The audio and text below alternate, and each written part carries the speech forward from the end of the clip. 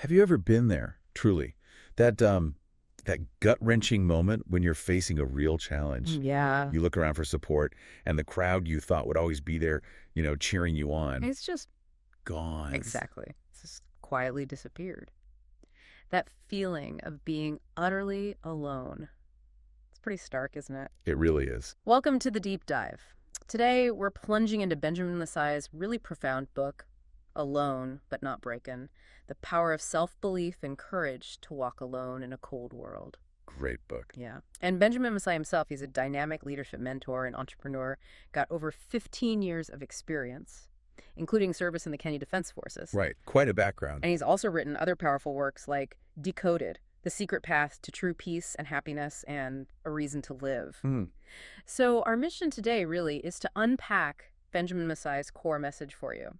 This idea that the path to greatness, it's not paved by applause. No, definitely not. It's built by resilience, forged in the silence. It's about realizing you are not broken, but maybe you're actually breaking through. That's a great way to put it, breaking through. So this deep dive, it's not just a discussion. We hope it's like holding up a mirror, finding a companion in these ideas. A bit of a torch, maybe? Yeah, torch. For finding that incredible strength inside yourself, especially when the world feels cold or, relationships shift. Which they do. They really do.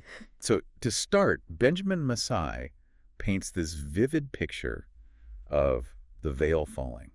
What's he getting at there? Oh, it's that painful realization, isn't it? Not just like being lonely in an empty room, Right. but something deeper. He calls it a soul-piercing kind of solitude. Soul piercing. Oof. Yeah, it's when you discover that maybe the people you trusted most, they were never truly there in the way you thought. It's about the truth about people. Okay, so what is that truth? What's he revealing? Well, what's fascinating is how he frames it. It's often less about, direct malice and more about a kind of fundamental truth of human nature.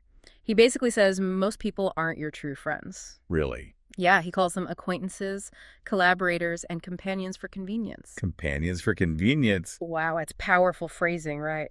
He says they're fans of your light, but not your fight. Ah, I remember that line. That's sharp.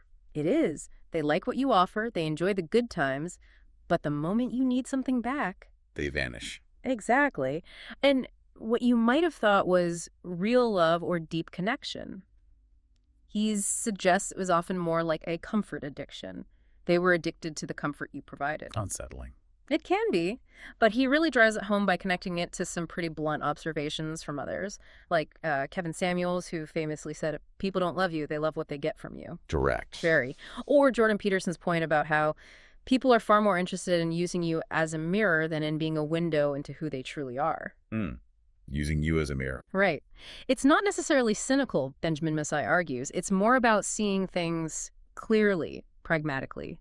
And this idea, it echoes through so much wisdom, old and new. Like what else? Well, think about Robert Greene in The 48 Laws of Power. He gives that stark warning about trusting friends too easily. Because of envy. Exactly. He Yeah. suggests they can betray you more quickly because they're easily aroused to envy. It's a very strategic view. Machiavelli vibes almost. A bit, yeah. And Benjamin Masai also points to Musashi's Dokutu, that code of the lone warrior, which starts with, accept everything just the way it is. Acceptance. Even of betrayal. Or at least acceptance of the potential for it. Seeing people as they are, not as you wish they were. It frames self-reliance as this crucial survival skill. Okay. And it's not just a Western thing either. You see it in Zen teachings. Sadhguru famously said, nobody is truly yours, not even your shadow at night. Wow. Not even your shadow. It's about non-attachment, right? Finding peace internally, because clinging to people for happiness, well, that leads to suffering. Makes sense. And even in African wisdom, look at the Maasai or the Dagara. Their initiation rites for adulthood often start with separation from the community. Deliberately separating them. Yes, deliberately. It's an ancient practice designed to build that internal self-worth, to teach you to stand on your own before you rejoin the group as a whole person. That's fascinating. And we see this kind of truth playing out in the story Benjamin Masai tells about Nyambura. Oh, Nyambura's story is so illustrative, yeah. She's 34, mother of 2. And she was the go-to friend, right? The one always hosting, lending her car. Always saying yes, exactly. Even when it cost her personally, sleep, money. We all know someone like that, or maybe we are someone like that. Totally. Then, boom, her business crumbled. And the silence started. Just silence. Calls unanswered, texts ignored. And then, the real kicker, 3 days later, one of her quote-unquote closest friends posts this selfie online with other women. Oh, no. Yeah. Caption, sisters who pray together, slay together. Nyambura wasn't tagged, wasn't called, wasn't invited. Benjamin Masai calls it erasure. Erasure. That's brutal. More than just rejection. Exactly. But here's the thing, that awful moment, it led to this incredible clarity for her. How so? She realized, in her words, I was their servant. When I broke, no one came. Wow. She cried, obviously, who wouldn't? But then something else happened. She found herself in that space. She started a wellness coaching thing, right? Yeah, home-based wellness coaching, started writing anonymously about her journey. And crucially, she stopped, bleeding for people who would never bring her bandages. Stop bleeding for people who wouldn't bring bandages. Powerful. Isn't it? Her whole journey from that betrayal to clarity. It really highlights another subtle trap Benjamin Masai talks about. Which is? The mirage of approval. Yes. The mirage of approval. How does he describe that? Why is it so dangerous? He calls it a silent disease. That constant nagging craving to be seen, validated, applauded. We all feel that sometimes. For sure.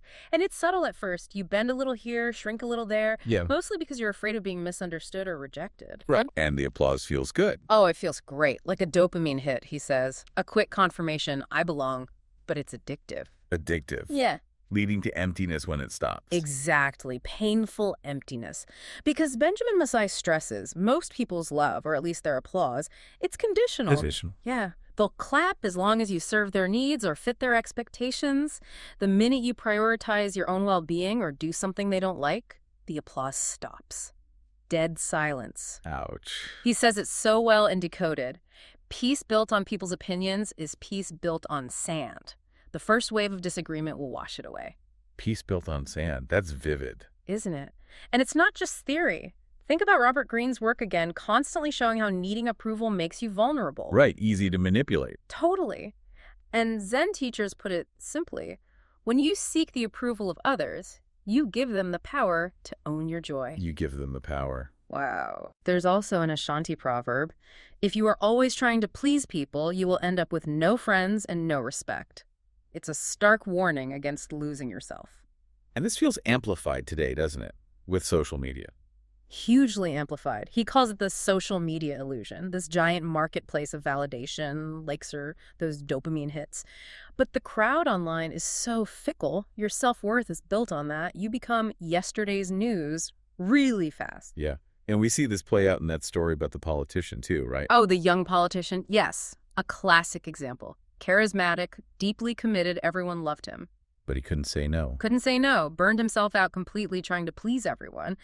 Then he finally takes a stand on something unpopular, something he truly believed in. And the same people who praised him turned their backs. Just like that. He had that brutal realization. They loved that he was useful. Useful, not valued for himself. Exactly. When he stopped being useful in the way they wanted, he was disposable. Painful, but he said it was freeing in the end. It let him realign with his actual values. Freeing. That's interesting.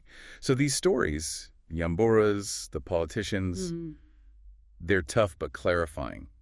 It makes me think about crisis. Benjamin Masai says crisis strips away the glitter. That's right. Crisis has a strange way of stripping away the glitter of relationships. He argues crisis doesn't destroy relationships. It exposes them. Exactly. It exposes them, like a storm blowing through a forest, right? It reveals the weak trees, the hollow ones. The strong, deeply rooted ones stand firm. That's a great analogy. Yeah. Before the storm, you assume everyone's solid. You do. You assume permanent company. But then the crisis hits. Conversations dry up. Messages go unanswered. People you thought would be right there, they become distant shadows. Like he wrote in A Reason to Live. Loyalty isn't tested in the sunlight. But in the midnight of trial, yes. Loyalty is tested in the midnight of trial. So is it always malice when people disappear? Or is it something else? That's a really important question. And Benjamin Masai suggests often it's not pure malice. Sometimes it's just cowardice. Cowardice. Yeah. People fear raw pain. Confronting someone else's deep struggle forces them to face their own fragility, their own mortality maybe. And some people just can't handle that. That makes sense, too. And this isn't just his idea, it's echoed everywhere. There's a Shona saying from Africa, a friend is someone who walks in when others walk out. Walks in when others walk out. Simple but profound. Isn't it? Sadhguru says something similar. If they stand with you only when the sun is shining, they are not standing with you, they are standing with the sun. Standing with the sun. Ouch! And even in the Bible, Proverbs 17.1c reminds us, a friend loves at all times, and a brother is born for a time of adversity. It all points to the same thing. True presence is the measure. Which brings us to Kamau's story. Yeah. The generous guy whose shop burned down. Yeah, Kamau. Jovial, generous, always picking up the tab, lending his car. Thought he was rich in friends. Until the fire. Until the fire. Lost his electronics shop, his livelihood, his savings, all in one go. At first there was sympathy, right? Calls, texts. But it didn't last. Dried up within weeks. Friends he used to host suddenly avoided him.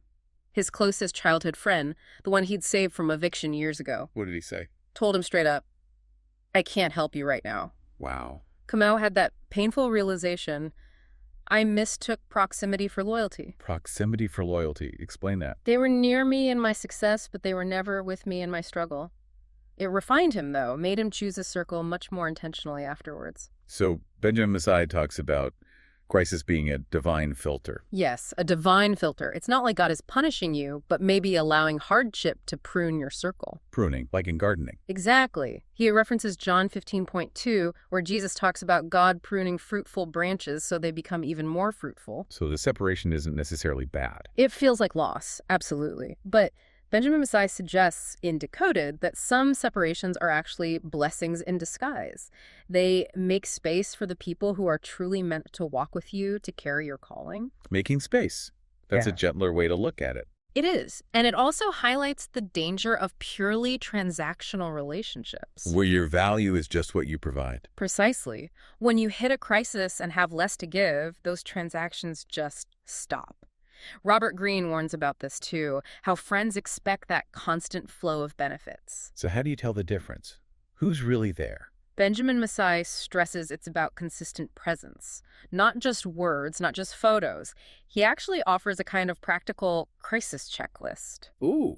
Like what? Questions like, who checks in without you having to ask first? Who stands by you even when there's clearly nothing in it for them? And who remembers you when the crowd, the noise has moved on? Those are good questions. Tough questions. They really make you think. That's where you find the truth about who's really with you. Okay, this is powerful stuff. And it leads us to think about our own giving patterns, doesn't it? Benjamin Massai talks about when helping hurts. Yes, when helping hurts. The idea that you absolutely can't set yourself on fire to keep others warm. That phrase is so visceral. It really is.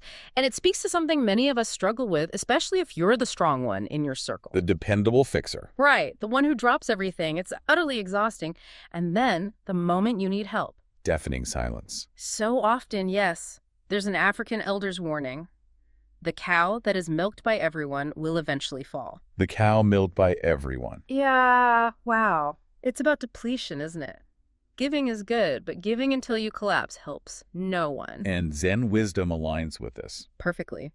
True compassion has to include yourself. The classic proverb, you can't pour tea from an empty cup. Simple, but vital. Life-saving, even.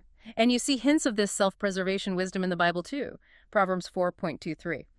Above all else, guard your heart, for everything you do flows from it. Guard your heart. And even Jesus, the ultimate servant, often withdrew to pray, to recharge. It's not selfish, it's sustainable. Which brings us to Sarah's story. The eldest of 5, the family problem solver. Yes, Sarah.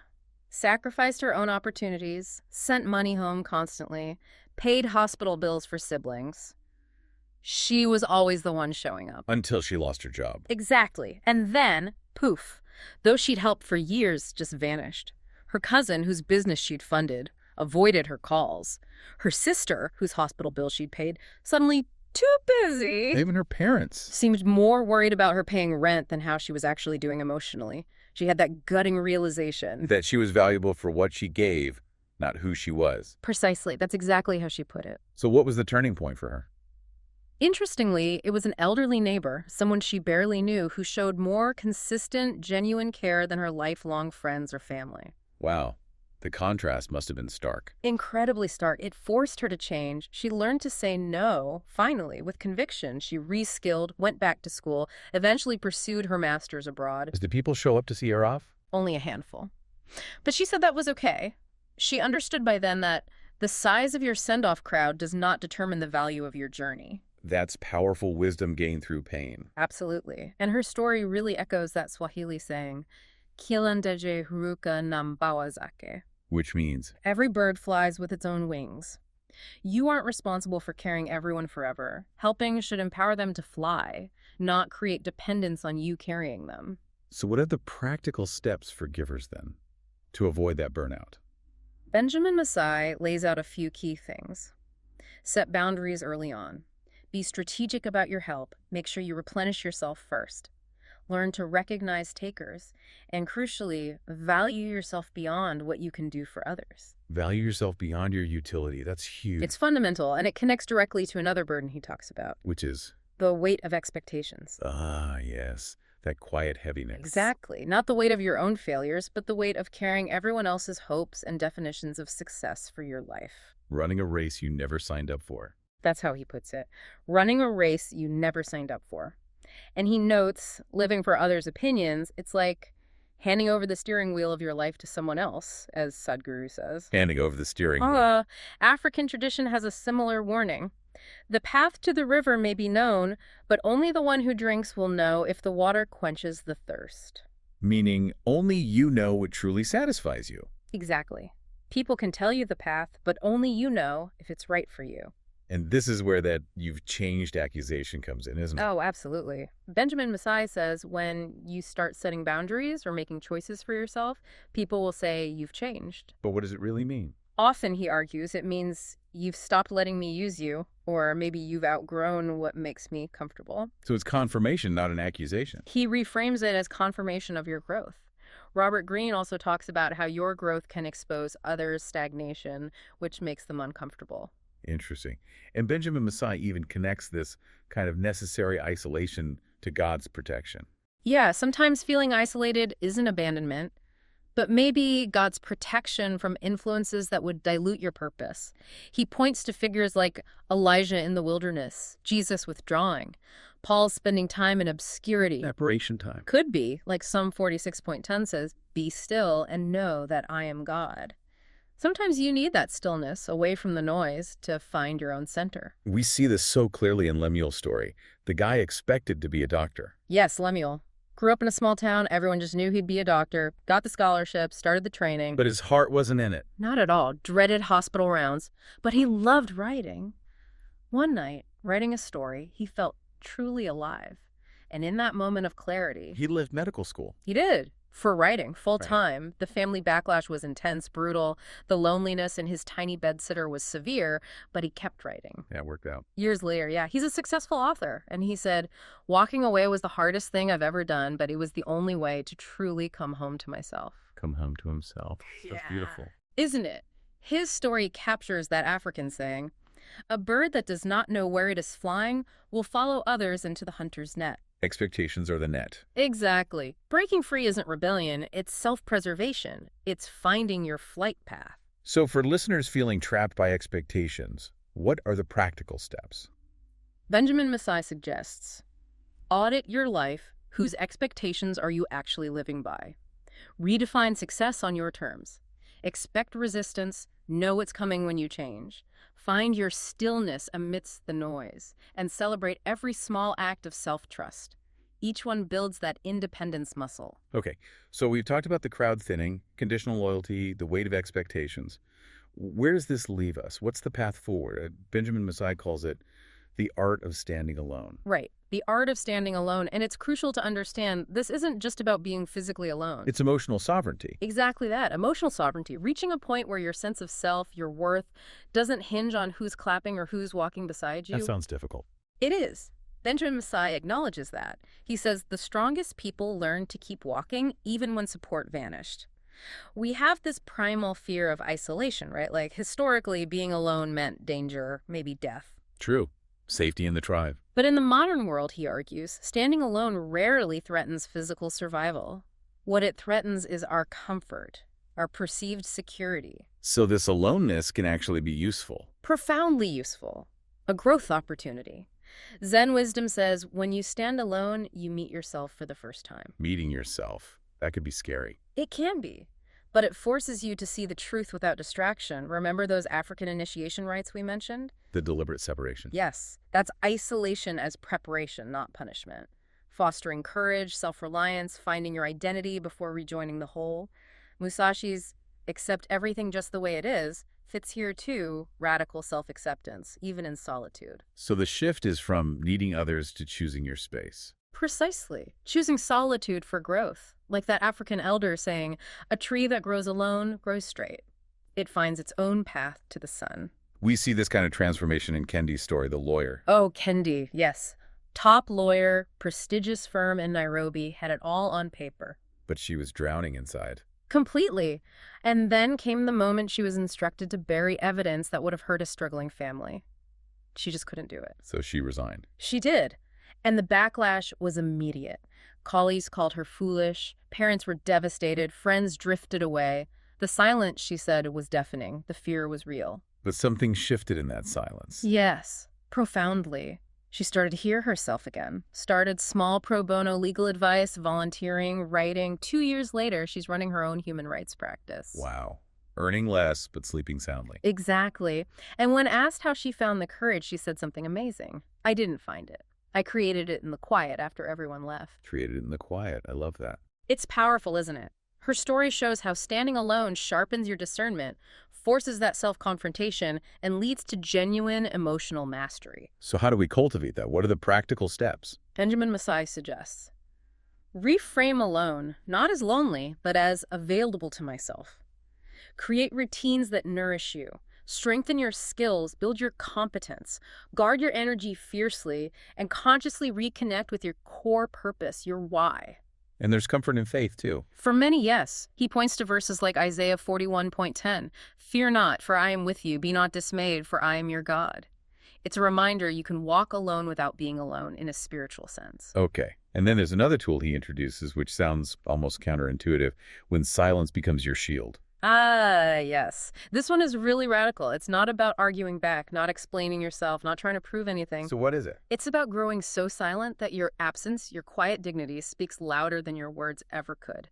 Silence is a strategy. A shield, protecting you. Protecting you from those who might delight in your wounds or just drain your precious energy with pointless conflict. It's not weakness, not defeat. It's fullness without noise. Fullness without noise. I like that. Does this connect to other wisdom traditions? Absolutely. Think about traditional African councils, like among the Maasai or Yuba. Often, the elder who speaks least. Their words carry the most weight when they finally do speak. Less is more. Exactly. Robert Greene hammers this in the 48 Laws of Power. Always say less than necessary.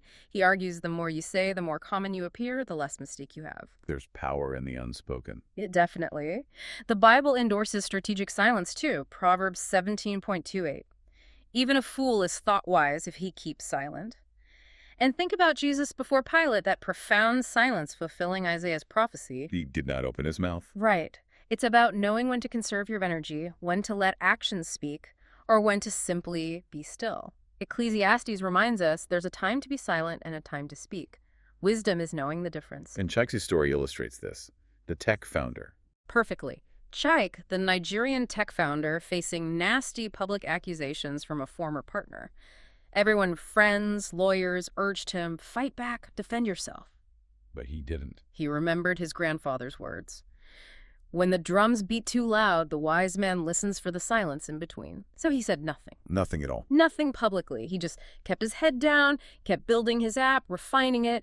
Granted, no interviews, the noise, the attacks. Eventually, they burned themselves out. And then? Then he chose the moment, revealed a major partnership at his product launch. Boom. His silence had preserved his dignity, his focus, his energy. That's incredible discipline. It is. His advice now. Win in the shadows and they'll have to watch in silence when you shine. Win in the shadows, wow. It shows how silence brings clarity, conserves energy, makes you unpredictable, and, ironically, commands respect. So, practically, how do we use silence as a shield? Benjamin Massai suggests simple things. Pause before replying. Resist the urge to react instantly. Limit access to yourself. You don't owe everyone an explanation. Choose your audience wisely. Observe more than you speak, and maybe meditate daily to cultivate that inner stillness. It's about being deliberate. Okay. This whole journey, disillusionment, crisis, solitude, silence, it leads somewhere, right? Yeah. Benjamin Massai talks about the crown of self-mastery. Yes, that's the destination. And it's crucial to understand this crown isn't about revenge or proving others wrong. It's internal. Completely internal. It's mastery over yourself. It's the crown you earn when you face the betrayals, embrace the solitude, use the silence, and realize your greatest, most reliable ally was you all along. The person in the mirror. Exactly. The fundamental meaning is you won't betray yourself. And this self-mastery, he says, it's layered. Layers, like what? Emotional resilience, bouncing back quicker, mental clarity, seeing things as they are, spiritual alignment, connecting to your purpose, physical discipline, respecting your body, and moral integrity, living by your values no matter the pressure. That sounds like a lot to achieve. It is. But thinkers across ages touch on this. Robert Greene, Tim Grover on relentless focus, Zen masters talking about returning to your original nature. And African traditions. Yes. He points to how among the Shona, Akan, Yoruba, true mastery is often symbolized by elders who have scars, yes, but no bitterness. They've integrated their hard experiences without letting them define them negatively. Proverbs talks about self-control being like a city with walls protected. So what are the pillars of this crown, according to Benjamin Massai? He highlights 5. Clarity of purpose, knowing your why. Emotional sovereignty, not letting others dictate your feelings. Boundaries without bitterness, holding lines firmly but calmly. Faith anchored in something greater, whatever that means for you. And crucially, the ability to walk away from situations or people that compromise your core. The ability to walk away, that takes strength. It really does. And Daniel's story captures this. The Kenyan architect in Dubai. Whose project got sabotaged. Right. By a senior colleague, reputation hit, friends vanished. The old Daniel would have scrambled, fought back, tried to clear his name frantically. But he didn't? He'd changed. He remembered a Maasai principle his father taught him. The lion does not turn when the small dogs bark. Love that. The lion doesn't turn. So instead of reacting, he poured his energy into self-development, reconnected with his faith, quietly built new networks. 2 years later, landed a lead role on a massive landmark project. Wow. Vindication through mastery, not revenge. Exactly. He said, the betrayal was my liberation. It forced me to stop living for the crowd and start living from my core. That was my crown. Living from your core, that's the essence of it. It really is. Yeah. It involves emotional detachment, not being cold, but feeling things deeply without letting them control your actions. Like Benjamin Massai wrote in Decoded, peace is not the absence of storms, but the ability to remain steady when they rage. Like Buddhist equanimity. Upeka. Yeah. Very similar, yes. And when you have this crown, you don't need to announce your worth. Your quiet, confident presence speaks for itself. Like the African elders say, a chief is a chief because of the people, but a man is a man because he has mastered himself. Self-mastery is a true power. It is. And it's a lifelong journey, right? You'll still be tested, but your recovery time gets faster. Like Ecclesiastes says, the end of a matter is better than its beginning, and patience is better than pride. You learn patience with the process. So what a journey we've taken. From that painful disillusionment, the conditional loyalties, the trap of approval, through the fire of crisis, the weight of expectations, to the transformation found in embracing solitude, strategic silence, and finally, that crown of self-mastery. Yeah. This deep dive into Benjamin Massai's Alone But Not Broken really shows how walking alone or feeling alone doesn't have to be a punishment. It can be a pathway. A pathway to incredible inner strength, clarity, and maybe finding out who you really are. His central message really hits home, doesn't it? That this crown of self-mastery, it's forged from truth, from resilience, and just having the sheer courage to reclaim your worth when others disappear or try to define you. It's not a one-time achievement either. It's a way of being. Right. And his work really suggests that, in this sometimes cold world, the real victory isn't proving other people wrong. No, it's proving to yourself that you can be right with yourself, truly aligned. So maybe the question for you listening is this. Consider, what illusion are you still holding on to? What might be keeping you from finding or maybe forging your own crown of self-mastery?